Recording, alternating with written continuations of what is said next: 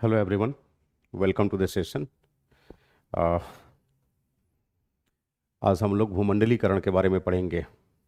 In fact भूमंडलीकरण के बारे में डिस्कशन हमने प्रारंभ कर दिया था और अब तक की गई चर्चा के आधार पे हम लोग ये समझे थे कि भूमंडलीकरण, उदारीकरण और निजीकरण, ये तीनों संकल्पनाएं आखिर किन परिस्थितियों की वजह से विकसित हुई। और शीत युद्ध काल में विश्व राजनीति का जो स्वरूप था, आ, उसको हम लोगों ने संक्षेप में समझने का प्रयास किया। और उसी को समझते के साथ जैसे ही हम लोग 1991 में पहुँचे और पूर्व सोवियत संघ के विघटन के बारे में पढ़ा, तो वहीं से रियलाइज़ हुआ कि पूर्व सोवियत संघ के विघटन के पश्चात विश्व व्यवस्था में केवल एक ही तरह की आर्थिक विचारधारा डोमिनेंट रह गई, वो है पूंजीवादी। और पूंजीवादी आर्थिक विचारधारा को निजीकरण, उदारीकरण तथा भूमंडलीकरण के माध्यम से वैश्विक संस्थाओं के द्वारा पूरे विश्व पर थोप दिया गया। तो जाहिर सी बात है, भूमंडलीकरण का सीधे सीधे अगर ताल्लुकात किसी चीज़ से है तो वो है पूंजीवाद से, है ना, पूंजीवाद से, उदारीकरण से, निजीकरण से। तो आज के सेशन में हम लोग समझेंगे कि भूमंडलीकरण क्या है। पिछली क्लास में हम लोगों ने ये भी पढ़ा था कि भूमंडलीकरण को अलग अलग विचारकों ने अपने अपने तरीके से परिभाषित किया है। जैसे मार्शल मैकलुहान ने इसे वैश्विक ग्राम की संज्ञा दी है कि भूमंडलीकरण ने पूरे विश्व को एक गांव के रूप में तब्दील कर दिया, है ना। वही अगर हम एंथनी गिडिन्स की बात करें तो इन्होंने कहा कि भूमंडलीकरण समय तथा दूरियों का संकुचन है। भूमंडलीकरण की वजह से समय संकुचित हो गया, दूरियां संकुचित हो गई, है ना। और केनिची ओमेच के लिहाज से अगर देखा जाए तो इन्होंने कहा कि भूमंडलीकरण ने पूरे विश्व को सीमा रहित विश्व में तब्दील कर दिया। मतलब अब अलग अलग देशों की बाउंड्रीज का कोई औचित्य नहीं रहा, वो केवल व केवल कानूनी रूप में भिन्न भिन्न देशों की भौगोलिक परिसीमाएं रह गई है। हकीकत में अब उनका कोई महत्व नहीं है। और जॉर्ज हेन ने तो इसे भूगोल की समाप्ति ही कह डाला, है ना, कि अब भूगोल का कोई मतलब नहीं है, अब सारा जो गोल होगा वो अर्थव्यवस्था के आधार पर ही होगा, है ना। एनीवे, आज हमें बेसिकली पढ़ना था कि भूमंडलीकरण के क्या कुछ आयाम हैं।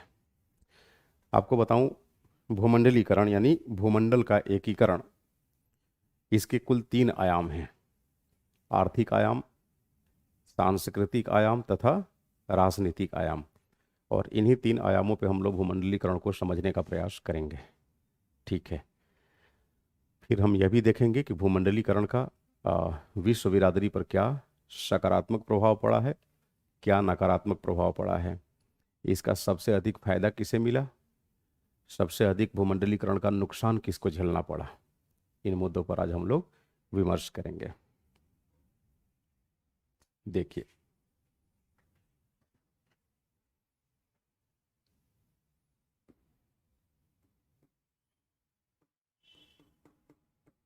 ग्लोबलाइजेशन,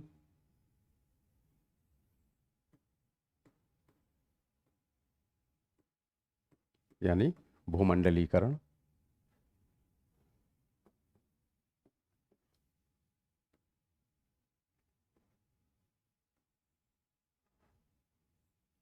ग्लोबलाइजेशन यानी भूमंडलीकरण।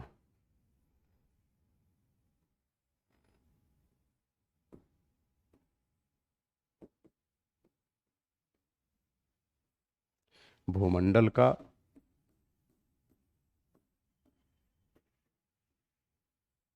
एकीकरण ही भूमंडलीकरण है, या फिर आप यूं कह लीजिए वैश्वीकरण।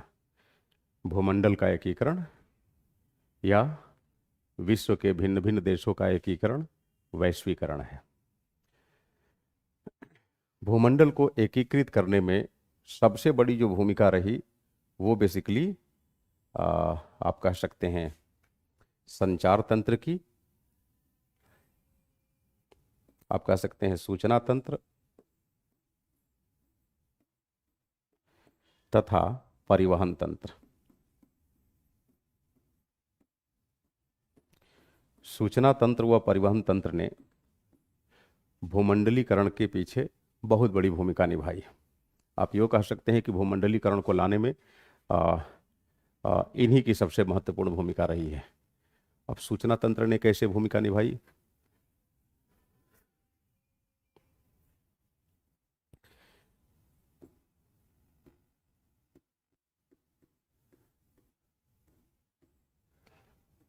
मीडिया के द्वारा व्यापक भूमिका निभाई गई, जिसमें आप कह सकते हैं प्रिंट मीडिया,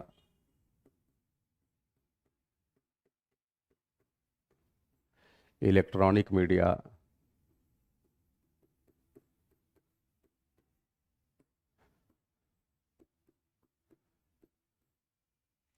सोशल मीडिया,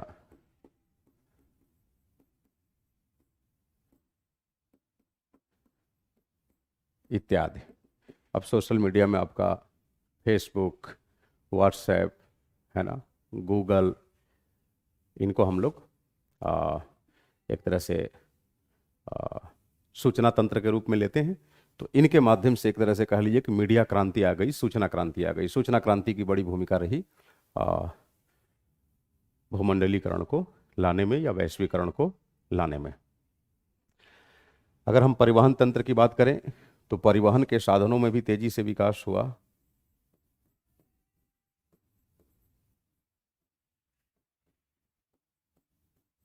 और ये सारे विकास कब हुए? 20वीं सदी के उत्तरार्ध में, यानी एक तरह से कह सकते हैं 1980, 85, 90, 95, इस तरह से परिवहन के साधनों में विकास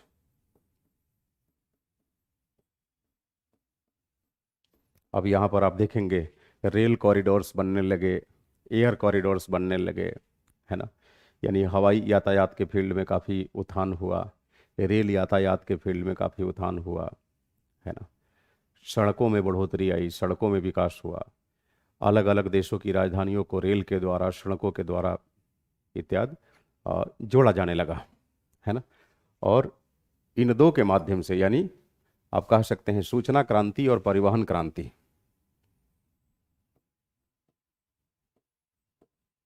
सूचना क्रांति तथा परिवहन क्रांति, कंबाइनली इन दोनों को आप कह सकते हैं संचार क्रांति।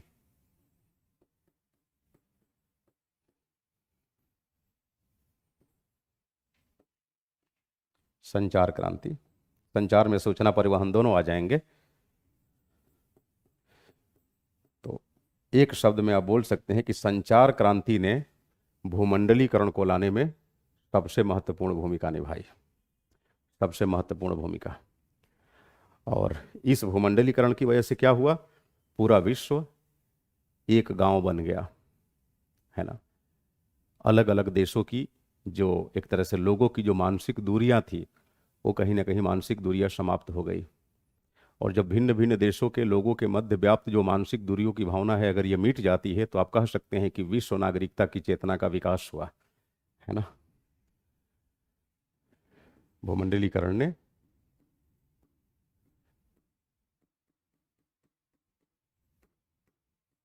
विश्व नागरिकता की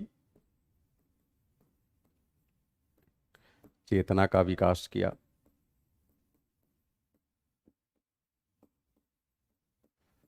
एनीवे, भौगोलिक दूरियां समाप्त कर दिया। भिन्न भिन्न देशों की भौगोलिक सीमाओं का कोई महत्व नहीं रह गया। केवल कानूनी रूप से उनके देश में बस ये मान्यता रही कि हाँ, ये हमारी भौगोलिक सीमा है। हकीकत में इस दौर में किसी देश की भौगोलिक सीमा का कोई मतलब नहीं है, व्यवहार में कोई बहुत बड़ा औचित्य इसका नहीं है ना। भूमंडलीकरण के आने के बाद किसी भी देश की अर्थव्यवस्था बंद अर्थव्यवस्था नहीं रह सकी।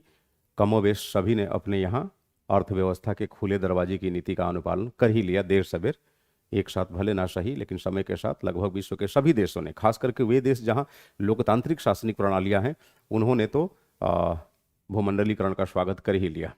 एनीवे, हम लोग भूमंडलीकरण को 3 अलग अलग आयामों पे पढ़ेंगे।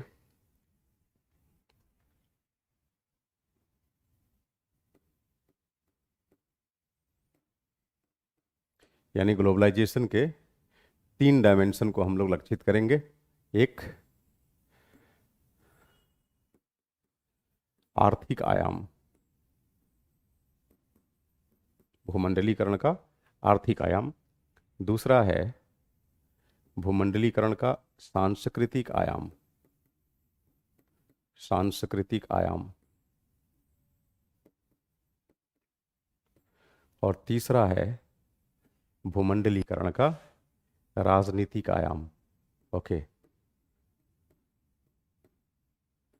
राजनीतिक आयाम।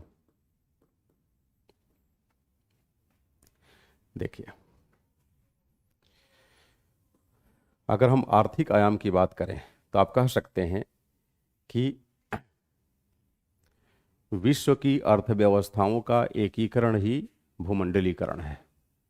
यानी अगर आर्थिक आयाम को आधार बनाकर हम लोग वैश्वीकरण को परिभाषित करने का प्रयास करें या भूमंडलीकरण को परिभाषित करने का प्रयास करें तो सबसे सहज परिभाषा होगी विश्व की अर्थव्यवस्थाओं का एकीकरण।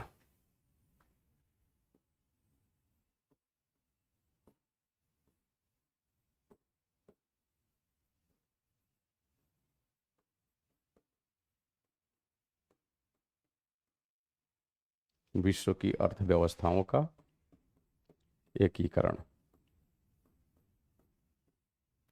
सामान्य भाषा में कह सकते हैं वैश्विक अर्थव्यवस्थाओं का एकीकरण।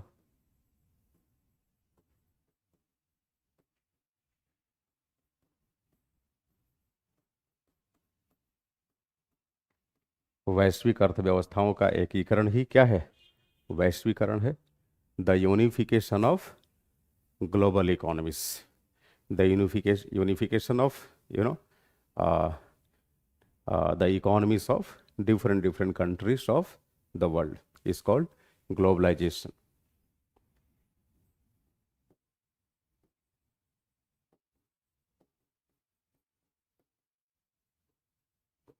The unification of global economies, right? It's called globalization. अब हम लोग जरा समझने का प्रयास करते हैं कि विश्व की अर्थव्यवस्थाओं का एकीकरण किस तरीके से होता है। ठीक है,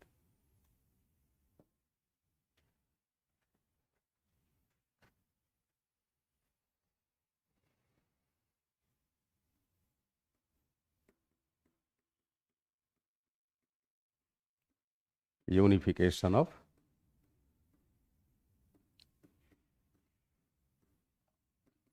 ग्लोबल इकोनॉमीज। लुक, मान लीजिए ये किसी देश की, कोई देश है जिसकी इकोनॉमी की हम बात कर रहे हैं, इसको हमने मेंशन किया E1 से। ठीक है, E1, E1। और मैं विश्व के किसी दूसरे देश की, एक और देश की अर्थव्यवस्था संज्ञान में लेता हूं और उसको नाम देने जा रहा हूं मैं E2। ठीक है, E2। Okay, E1 and E2, ये दो देशों की दो अर्थव्यवस्थाओं की बात चल रही है। आपको बताऊं, कुछ आवश्यक तत्व हैं, यानी अर्थव्यवस्था के अंदर या आर्थिक गतिविधियों के रूप में व्यवहार में लाए जाने वाले कुछ आवश्यक तत्व हैं जिनका एक अर्थव्यवस्था से दूसरी अर्थव्यवस्था के अंदर अगर मुक्त प्रवाह सुनिश्चित हो, अगर फ्री फ्लो सुनिश्चित हो, यानी एक देश से दूसरे देश में, दूसरे से पहले देश में अगर बेरोक टोक अगर उनका आवागमन सुनिश्चित हो, तो आप कह सकते हैं कि ये अर्थव्यवस्थाएं आपस में एकीकृत हो चुकी हैं। अब सवाल ये उठता है कि वो सारे इंग्रेडिएंट्स क्या हैं, है ना? तो उन इंग्रेडिएंट्स को आप एक पैटर्न के रूप में याद कर सकते हैं, G, S, C, E and L। G, S, C, E and L। Okay, C, G stands for goods. G का मतलब हुआ गुड्स, याद रखिएगा इसको, गुड्स।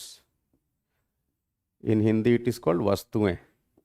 ठीक है, वस्तुएं। A stands for services, services. Services बोले तो सेवाएं, ओके, सेवाएं। C stands for capital, capital, capital मतलब पूंजी, ओके, पूंजी। E stands for entrepreneurs, entrepreneurs.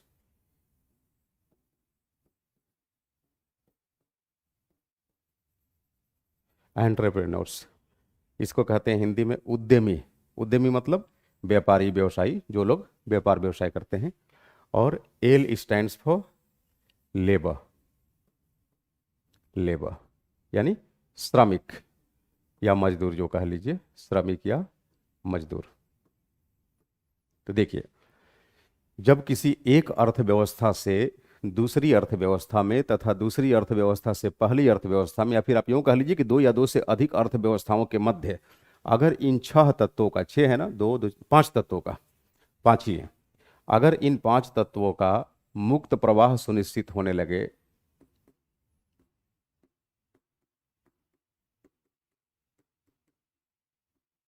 इन पांच तत्वों का अगर मुक्त प्रवाह सुनिश्चित हो, तो समझ लीजिए कि आर्थिक एकीकरण हो रहा है। समझ रहे हैं मेरी बात? यानी एक अर्थव्यवस्था से बेरोक टोक धड़ल्ले से ये पांच तत्व दूसरी अर्थव्यवस्था में जा सके, दूसरी अर्थव्यवस्था से इस अर्थव्यवस्था में जा सके, तो इसे हम कहेंगे इन पांच तत्वों का मुक्त प्रवाह। और जब इन पांच तत्वों का मुक्त प्रवाह सुनिश्चित होगा, तो उसी को हम क्या बोलेंगे? आर्थिक परिप्रेक्ष्य में वैश्वीकरण बोलेंगे। और आपको बताऊं, वैश्वीकरण के मूल में आर्थिक परिप्रेक्ष्य ही है। क्योंकि अगर पूंजीवाद डोमिनेंट नहीं हुआ होता, तो शायद आज आपको भूमंडलीकरण के बारे में पढ़ने की जरूरत नहीं पड़ती। क्योंकि समाजवादी आर्थिक अवधारणा वैश्विक अर्थव्यवस्थाओं के एकीकरण की वकालत नहीं करती। जब कभी भी वैश्विक अर्थव्यवस्थाओं के एकीकरण की बात होगी, तो निस्संदेह वो पूंजीवादी आर्थिक व्यवस्था ही होगी, है ना। और 1991 में लगभग ये प्रमाणित हो गया कि अब पूंजीवाद ही एकमात्र विकल्प बचा है। I mean there is no alternative of capitalism. It was made clear in front of the global society, the global fraternity. वैश्विक बिरादरी के नज़रों में यह बात बिल्कुल सुस्पष्ट हो गई कि अब विश्व व्यवस्था में अर्थव्यवस्था के लिहाज से, आर्थिक विचारधारा के लिहाज से एक ही आर्थिक विचारधारा बची है, मतलब डोमिनेंट बची है, प्रभावी बची है, जिसे अपनाया जा सकता है, वो है पूंजीवाद। और पूंजीवाद को अपनाने में वैश्विक संस्थाओं ने ही उसका बेड़ा उठा लिया। WTO वगैरह, वर्ल्ड बैंक, है ना, अंतर्राष्ट्रीय मुद्रा कोष, इंटरनेशनल मॉनेटरी फंड वगैरह जैसी भी वैश्विक संस्थाएं, और उन सब ने एक तरह से कह सकते हैं पूंजीवाद को लागू कराने के लिए ग्लोबलाइजेशन का रास्ता इख्तियार किया।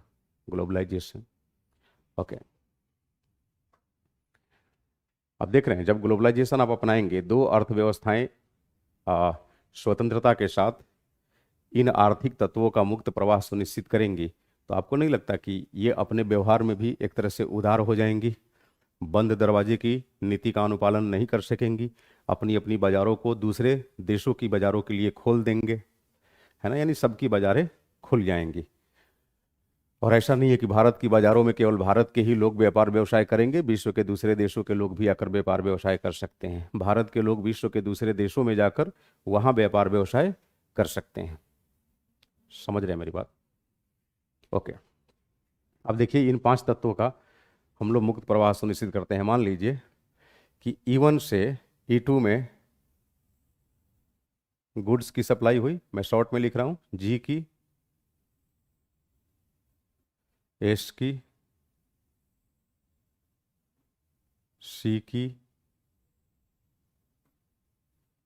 E की और L की।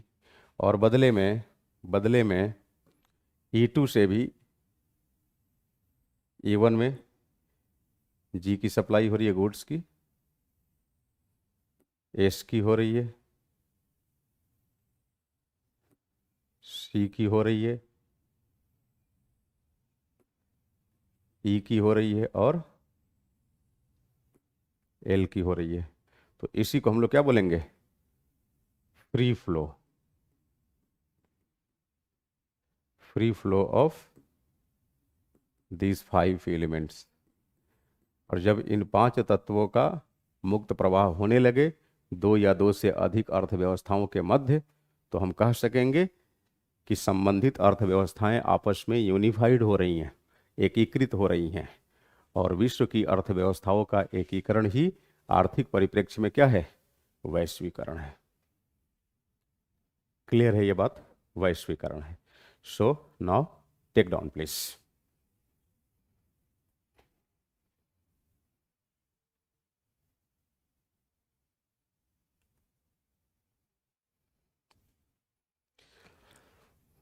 Right down please. एक्चुअली मैं आपको आज लाइव लेक्चर इसलिए नहीं दे पाया क्योंकि अ, ज्ञान जी आज छुट्टी पर हैं किसी विशेष काम से। तो उन्होंने हालांकि लिंक जनरेट कर दिया था और बोला था कि सर आप इस लिंक को ओके करेंगे, मतलब वो लिंक इसमें डालना पड़ता मुझे सिस्टम में, और मुझे डालने आ ही नहीं रहा था कि कहाँ उसको इंसर्ट करूँ। उनसे संपर्क करने का भी प्रयास किया लेकिन संपर्क नहीं हो पाया, व्यस्त रहे होंगे, उन्होंने कल ही बता दिया था। आ, तो इस चक्कर में मैं लाइव नहीं ले पाया। तो उसी टाइम में मैं आपके लिए लेक्चर आज रिकॉर्ड कर दे रहा हूँ कि थोड़ी देर पहले ही मैं दिल्ली पहुँचा हूँ। बट चूँकि 2 दिन से आपकी क्लास नहीं हो पा रही थी, कानपुर में थोड़ी सी टेक्निकल प्रॉब्लम वहाँ आ गई थी। चूँकि वहाँ लाइव क्लास तो चल नहीं रही थी, वहाँ पर भी रिकॉर्डिंग ही चल रहे थे। 1-2 लाइव चली थी, डाउट सेशंस वगैरह, नहीं तो रिकॉर्डिंग ही चल रहा था। कुछ स्पेशल क्लासेस वहाँ शूट करनी थी, इसलिए जाना पड़ा उनकी स्टूडियो में। और उस चक्कर में आपकी थोड़ी क्लासेस इरेगुलर हो गई। मेरी कोशिश थी कि वहाँ से भी आपकी क्लासेस कंटिन्यू हो, बट ठीक है, अब तो मैं दिल्ली में हूँ और दिल्ली में लंबी स्टे है अभी, लगभग 20-25 दिन तो कहीं मैं नहीं हिलूँगा। तो यहाँ हम लोग लंबी क्लास अब करेंगे। कल से एज यूजल आपका 8:30 बजे क्लास रहेगा, 8:30 से लेके 11 बजे तक, 10:30 11 2-2.5 घंटा करेंगे हम लोग। ठीक है। आ, इधर बीच तो आपको थोड़ा ठीक भी लग रहा होगा, पहले की तुलना में हम लोग काफ़ी नियमित हुए हैं। आज की क्लास रिकॉर्डेड ही पढ़ लीजिएगा, शाम वाम तक या दोपहर में किसी भी समय ये चली जाएगी। मैं जल्दी ही इसे रिकॉर्ड करके 1-1.5 घंटे रिकॉर्ड करके छोड़ दूंगा और लेट इवनिंग तक आपको ये क्लास मिल जाएगी। जल्दी कर लेंगे इसे। कल से फिर हम लोग इसी टॉपिक के आगे लाइव सेशन में मिलेंगे, है ना। लिखिए, वैश्वीकरण अथवा भूमंडलीकरण से तात्पर्य, वैश्वीकरण अथवा भूमंडलीकरण से तात्पर्य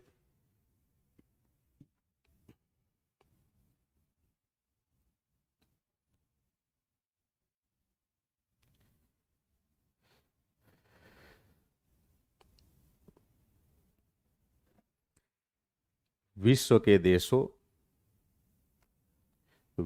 देशों तथा विश्व के देशों तथा नागरिकों के मध्य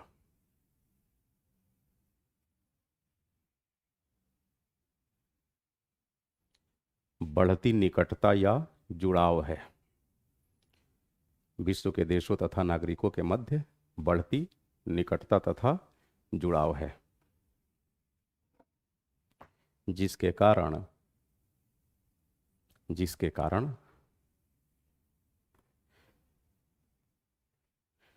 विश्व एकीकृत हो रहा है या विश्व का एकीकरण हो रहा है।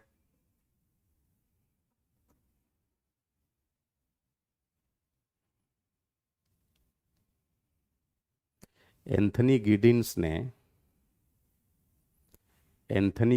ने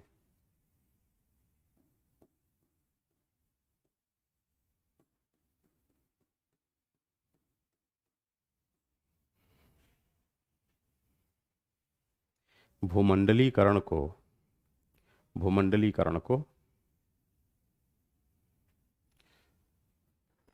स्थान तथा समय के संकुचन के रूप में परिभाषित किया है। स्थान तथा समय के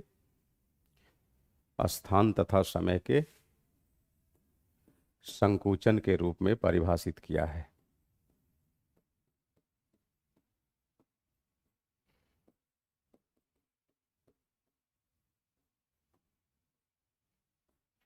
स्थान तथा समय के संकुचन के रूप में परिभाषित किया है। मार्शल मैक्लुहान ने मार्शल मैक्लुहान ने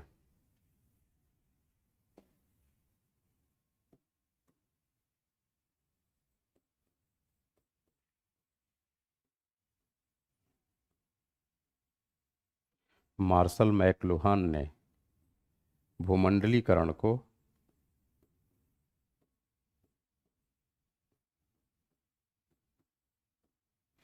वैश्विक ग्राम की संज्ञा दी है, या भूमंडलीकरण के माध्यम से वैश्विक ग्राम की संकल्पना प्रस्तुत की है।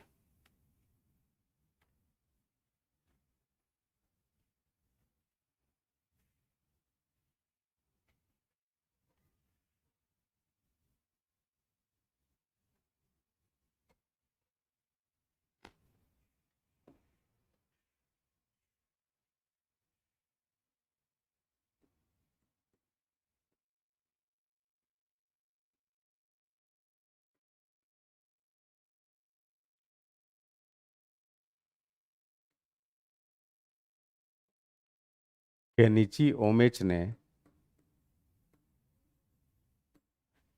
भूमंडलीकरण को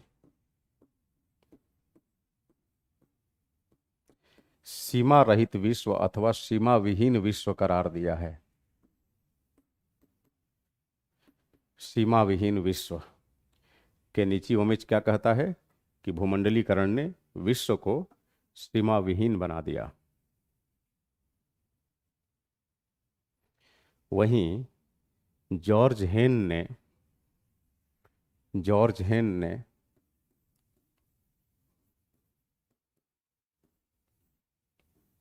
इसे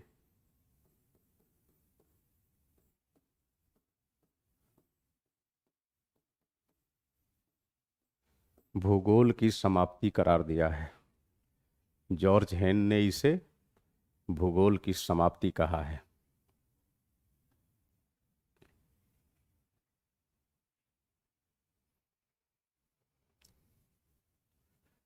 change the paragraph and take down. सामान्य संदर्भ में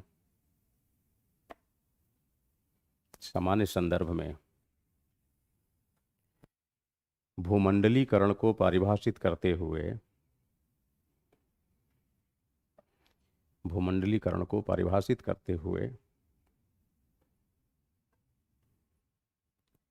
उसे दूरी व समय का सिकुड़ जाना कहा जा सकता है। सामान्य संदर्भ में भूमंडलीकरण को परिभाषित करते हुए उसे दूरी व समय का सिकुड़ जाना कहा जा सकता है। इसका अर्थ यह हुआ कि भूमंडलीकरण एक ऐसी प्रक्रिया है इसका अर्थ यह हुआ कि भूमंडलीकरण एक ऐसी प्रक्रिया है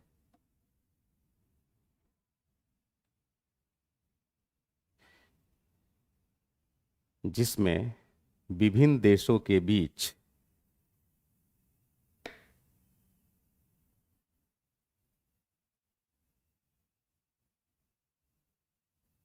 संपर्क इतना बेहतर हो चुका है, या विभिन्न देशों के बीच संपर्क इतना बढ़ चुका है कि अब उनके बीच समय व दूरी का कोई महत्व नहीं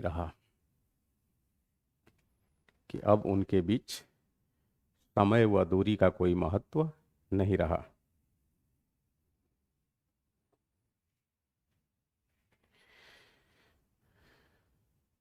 इसके मूल में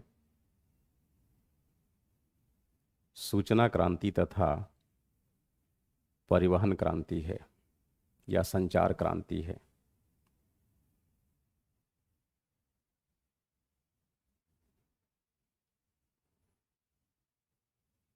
आज विश्व के अंदर परिवहन तथा संचार के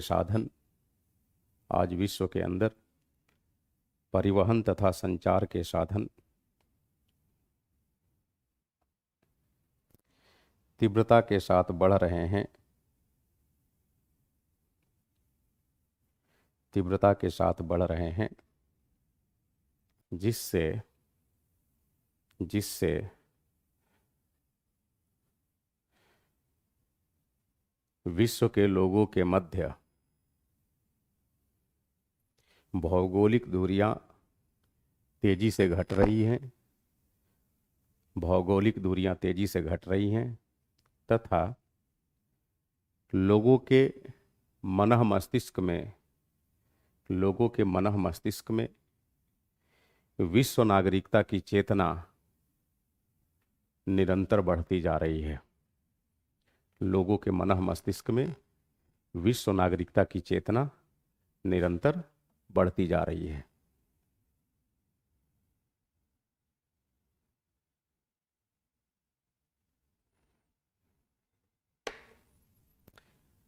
समय तथा दूरियों के घटने की वजह से समय तथा दूरियों के घटने की वजह से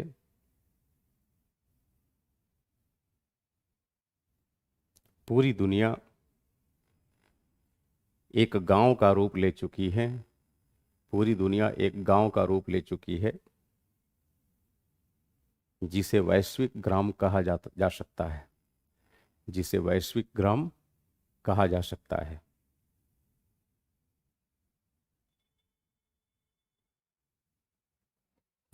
भूमंडलीकरण के दौर में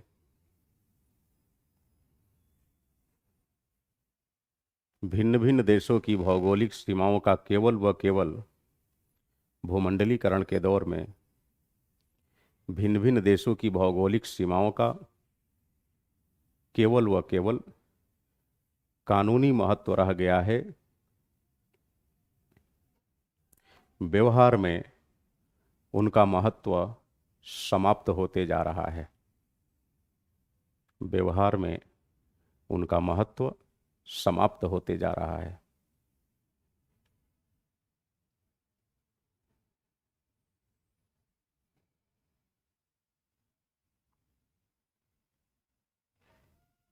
इस प्रकार इन तमाम उपरोक्त बिंदुओं के आधार पर, जो हमने ऊपर डिस्कस किया, इस प्रकार इन तमाम उपरोक्त बिंदुओं के आधार पर हम कह सकते हैं कि भूमंडलीकरण कुछ और नहीं बल्कि भूमंडल का एकीकरण है। वैश्वीकरण कुछ और नहीं बल्कि विश्व का एकीकरण है। भूमंडलीकरण भूमंडल का एकीकरण है।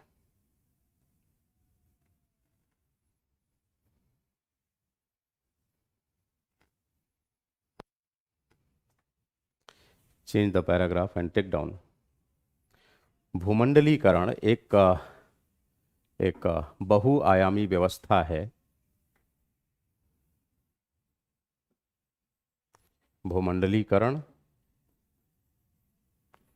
एक बहुआयामी व्यवस्था है,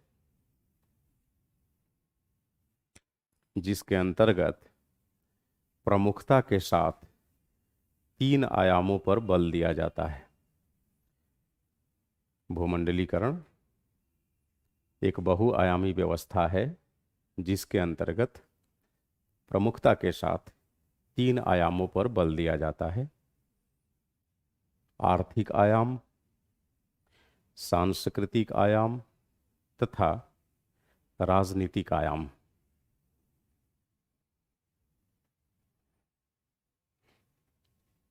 आर्थिक आयाम, सांस्कृतिक आयाम तथा राजनीतिक आयाम।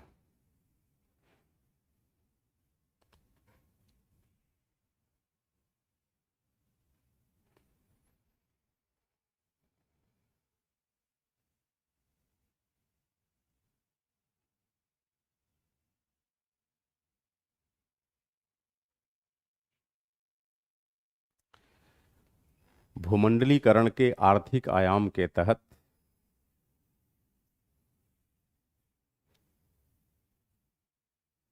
भूमंडलीकरण के आर्थिक आयाम के तहत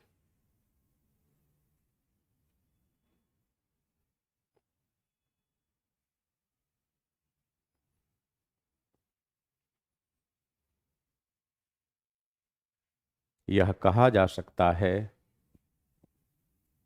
यह कहा जा सकता है कि वैश्विक अर्थव्यवस्थाओं का एकीकरण ही यह कहा जा सकता है कि वैश्विक अर्थव्यवस्थाओं का एकीकरण ही वैश्वीकरण है।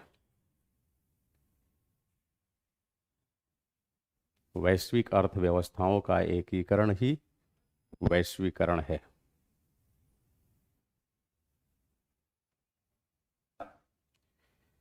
वैश्विक अर्थव्यवस्थाओं के एकीकरण को समझने के लिए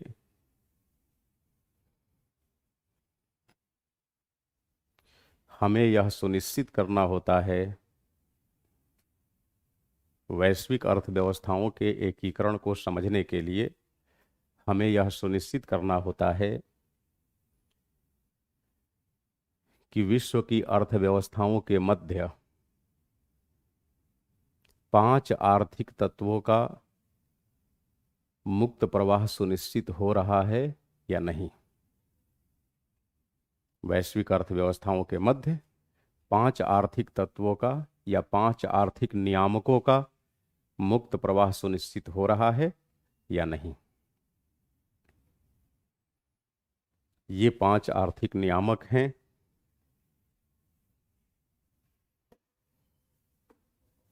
ये 5 आर्थिक नियामक हैं: वस्तुएं, सेवाएं, पूंजी, उद्यमी तथा श्रमिक।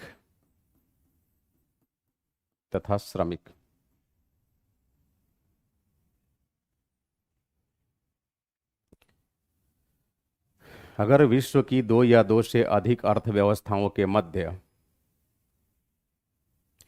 अगर विश्व की 2 या 2 से अधिक अर्थव्यवस्थाओं के मध्य इन 5 तत्वों का अगर विश्व की 2 या 2 से अधिक अर्थव्यवस्थाओं के मध्य इन 5 तत्वों का मुक्त प्रवाह सुनिश्चित हो जाए, इन 5 तत्वों का मुक्त प्रवाह सुनिश्चित हो जाए, तो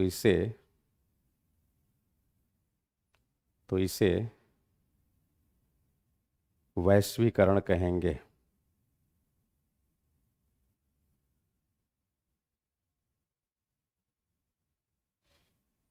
तो इसे वैश्वीकरण कहेंगे।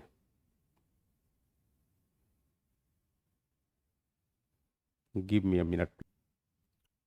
आर्थिक भूमंडलीकरण का अर्थ आर्थिक भूमंडलीकरण का अर्थ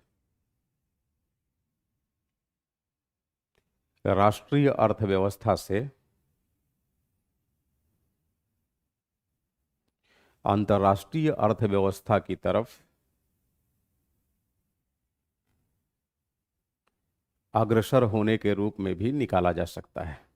कहने का मतलब कि अगर कोई नेशनल इकॉनमी है, अगर वो ग्लोबल इकॉनमी बनने के रास्ते में चल पड़ी, तो इसका मतलब कि वो उसके ऊपर आर्थिक भूमंडलीकरण का प्रभाव पड़ रहा है ना। तो आर्थिक भूमंडलीकरण का अर्थ राष्ट्रीय अर्थव्यवस्था से वैश्विक अर्थव्यवस्था की तरफ बढ़ना है ना। और ये कैसे बढ़ेंगे? 2 अर्थव्यवस्थाओं के बीच इन्हीं 5 तत्वों का मुक्त प्रवाह सुनिश्चित होगा तो बढ़ेंगे। भूमंडलीकरण के दौर में परिवहन तथा संचार साधनों में क्रांति होने के कारण विश्व के देश आपस में जुड़ गए।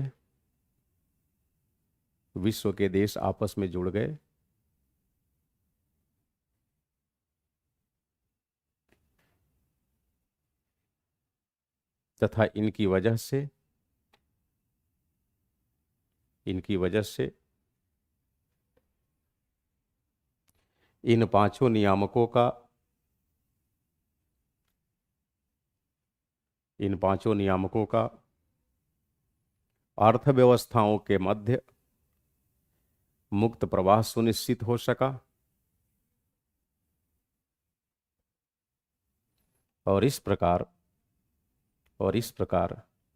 एक देश की अर्थव्यवस्था और इस प्रकार एक देश की अर्थव्यवस्था विश्व के दूसरे देशों की अर्थव्यवस्थाओं से जुड़ गई।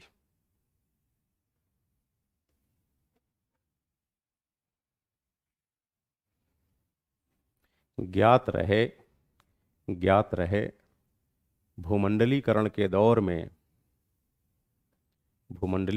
दौर में कोई भी देश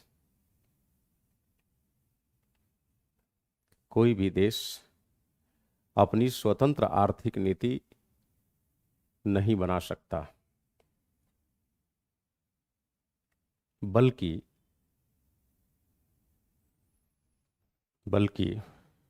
विश्व की कुछ महत्वपूर्ण आर्थिक संस्थाएं जैसे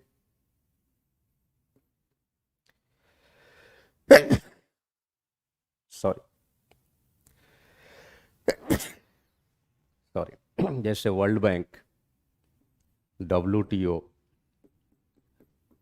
IMF, जैसे वर्ल्ड बैंक, WTO, IMF इत्यादि के प्रभाव में आर्थिक नीतियां तय होती हैं। इत्यादि के प्रभाव में आर्थिक नीतियां तय होती है।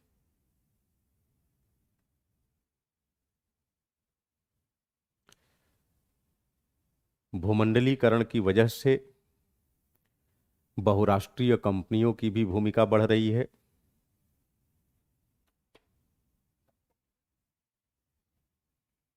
अतः भूमंडलीकरण का आर्थिक आयाम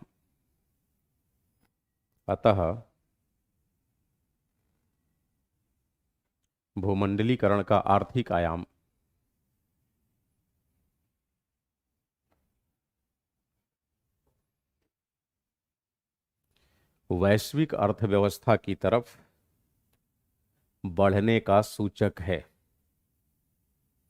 अतः भूमंडलीकरण का आर्थिक आयाम वैश्विक अर्थव्यवस्था की तरफ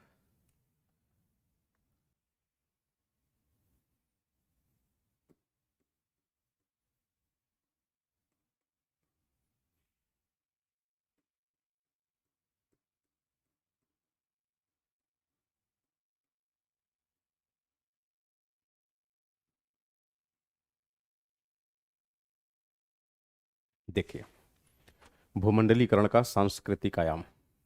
अगर सांस्कृतिक आयाम के परिप्रेक्ष्य में हम भूमंडलीकरण की बात करें तो आप कह सकते हैं कि वैश्विक संस्कृतियों का एकीकरण ही भूमंडलीकरण है।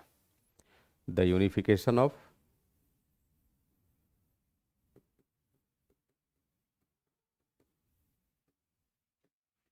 Global cultures, right.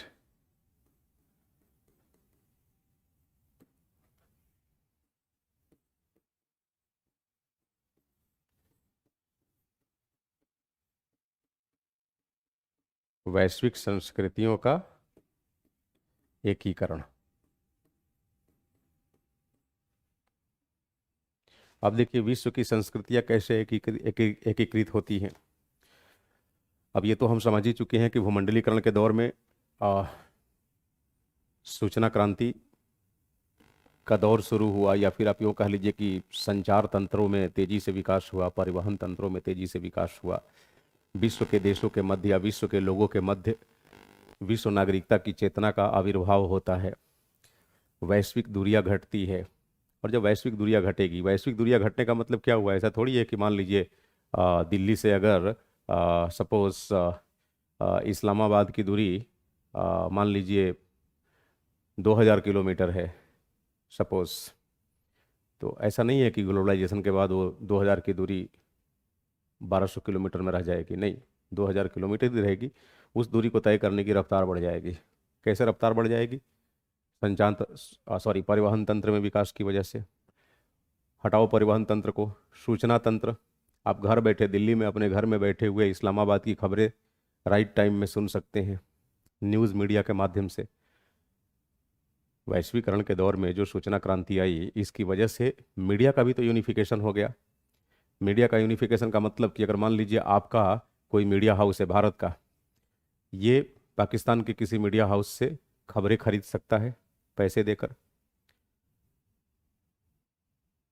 उसी तरह पाकिस्तान का मीडिया हाउस भारत के किसी मीडिया हाउस के साथ गठबंधन कर लेगा कि भाई तुम मुझे अपनी खबरें दे दो और बदले में मुझसे आप रॉयल्टी ले लो।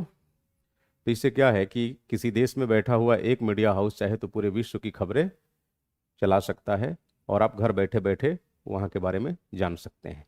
जब इस तरह से भौगोलिक दूरियां घट गई, है ना, और लोग मानसिक रूप से एक दूसरे के काफ़ी सन्निकट आ गए, तो जब सन्निकट आएंगे तो एक दूसरे की संस्कृतियों से भी वाकिफ़ होंगे, है ना। अब जैसे अमेरिका के अंदर क्या खान पान है, क्या पहनावा ओढ़ावा है, आप उन सारी चीज़ों से वाकिफ़ होंगे। किस तरह के सांस्कृतिक समाज है ना, लोगों की वेशभूषा कैसी है, और उसका हमारे ऊपर असर भी पड़ता है। आप खुद ही देख लीजिए, समय के साथ भारत के अंदर लोगों के पहनावे ओढ़ावे के ऊपर पाश्चात्य वेशभूषा का काफ़ी प्रभाव देखने को मिल रहा है। पाश्चात्य संस्कृति काफ़ी तेज़ी से हावी हुई है। और रूस वगैरह में कई सारे आपको दिख जाएंगे भगवान कृष्ण की वेशभूषा में बांसुरी बजाते हुए, तो उसे भी कह सकते हैं कि यहाँ का प्रभाव है। अगर मान लीजिए सूचना तंत्र नहीं होता, मीडिया के क्षेत्र में अगर क्रांति नहीं हुई होती, तो आपको लगता है कि मथुरा में क्या घटित हो रहा है मास्को में कोई क्या जानेगा, और जब नहीं जानेगा तो मथुरा आने का प्रयास क्यों करेगा। तो एक तरह से मिला जुला के सांस्कृतिक एकीकरण भी हुआ है ना। अब हिंदुस्तान के अंदर बहुत सारे ऐसे लोग हैं जो जिनके अंदर ये शौक होता है कि मुझे फ्रेंच सीखना है, मुझे जर्मन सीखना है, मुझे स्पेनिश भाषा सीखनी है। ये क्यों इसलिए सीखते हैं लोग क्योंकि उन्हें लगता है कि अगर हम स्पेन में चले गए स्पेनिश सीख के, तो एक तरह से टूरिज्म के क्षेत्र में हमें एक अच्छी जॉब अपॉर्चुनिटी मिल जाएगी। तो अब जॉब अपॉर्चुनिटी को लेकर भी हम केवल घरेलू माध्यमों पर नहीं टिके हैं, बल्कि एक तरह से हम वैश्विक माध्यमों को अपनाने लगे हैं, है ना। तमाम आप देखेंगे जो कॉलेजिएट्स हैं, कॉलेज गोइंग स्टूडेंट्स हैं, कईयों का सपना होता है कि भाई ग्रेजुएशन करने के बाद हम हायर एजुकेशन के लिए ओवरसीज जाएंगे, फॉरेन जाएंगे। तो ये जो मानसिक दूरियां थी, उसको वैश्वीकरण ने लगभग पाट दिया। सोचिए, हिंदुस्तान के अंदर खास करके मध्यकालीन भारत में अगर आप देखें तो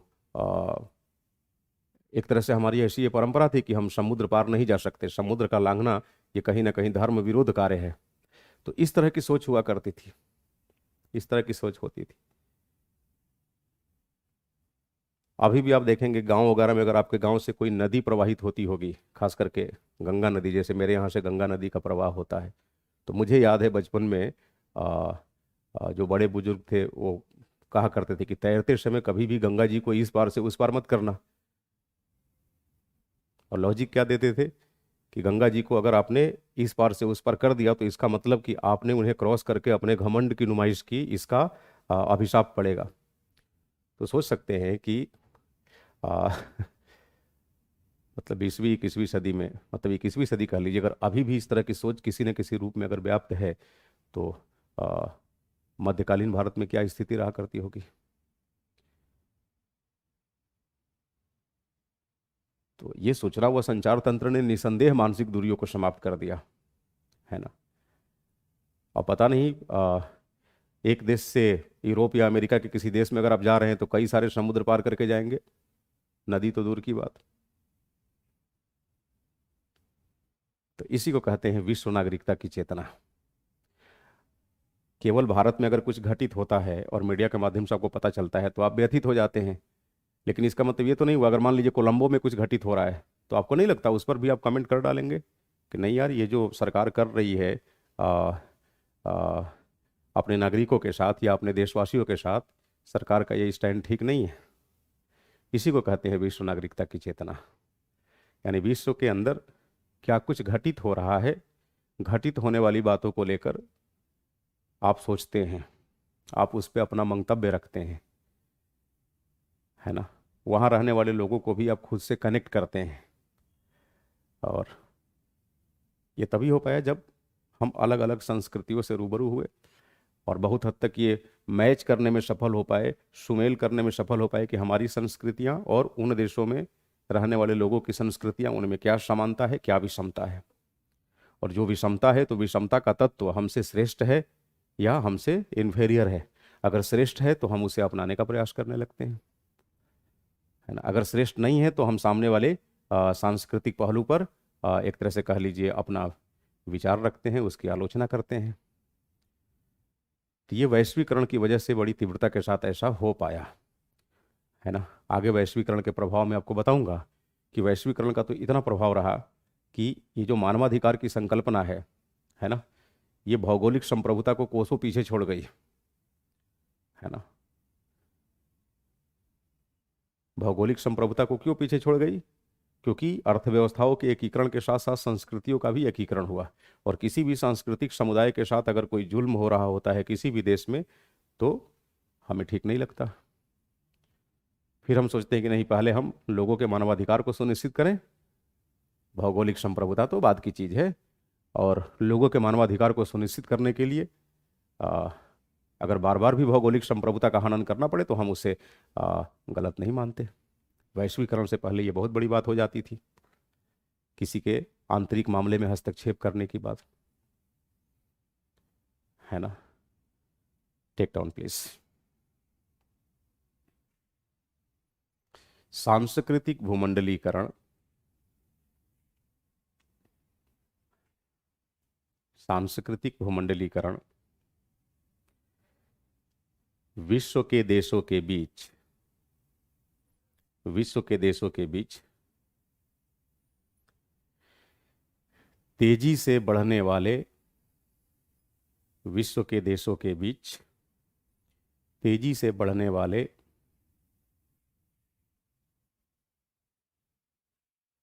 सांस्कृतिक संबंधों का द्योतक है, सूचक है। स्थान तथा काल के संकुचन के कारण, स्थान तथा काल के संकुचन के कारण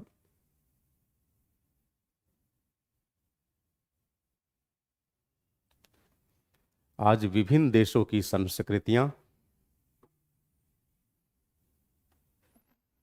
जैसे नृत्य, संगीत, खान पान, वेशभूषा, भाषा, त्योहार, आदतें,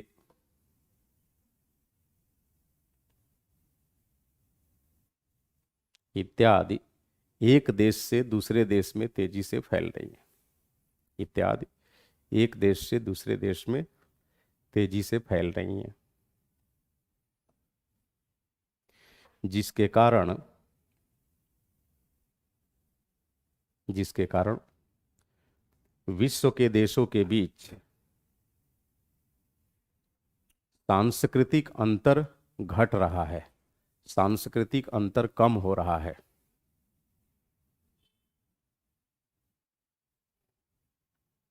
निसंदेह निसंदेह आज विभिन्न देशों की संस्कृतियां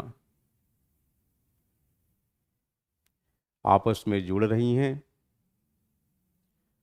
आज विभिन्न देशों की संस्कृतियां आपस में जुड़ रही हैं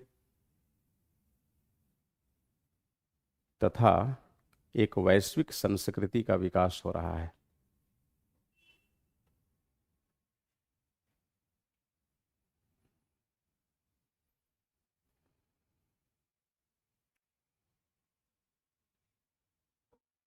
Change the paragraph